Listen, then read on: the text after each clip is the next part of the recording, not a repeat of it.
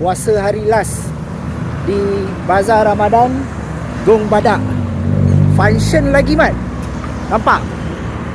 Function lagi. Orang ramai lagi. Oh, kau-kau. Misi kita nak cari roti john. Nampak tu? Yang beratur masih beratur. Yang berasap masih berasap. Nampak kemah dia. Kat sini dia bukan pakai kemah 10x10, 8x8 tak.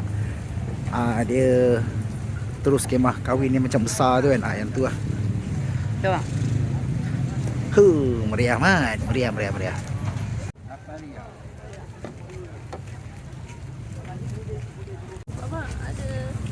Apa dia?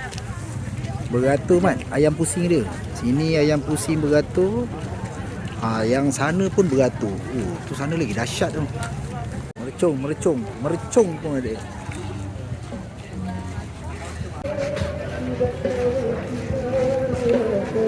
Wah.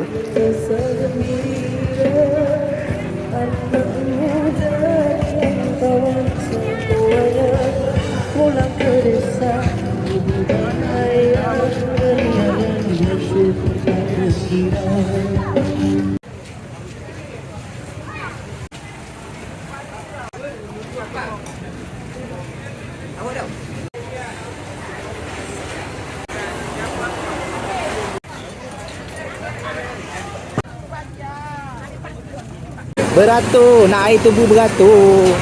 Ayam goreng. Okey, churros pun beratur. Kau. Korang tengok pukulan last minute ni. Nampak punya beratur. Mutabak je kot. Beratur dia. Sampai ujung tu.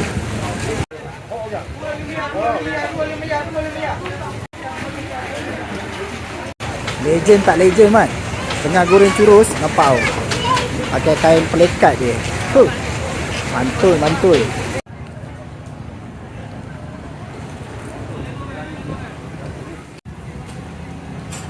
Hampir semua gerai beratur kau-kau gila-gila di hari last puasa ni.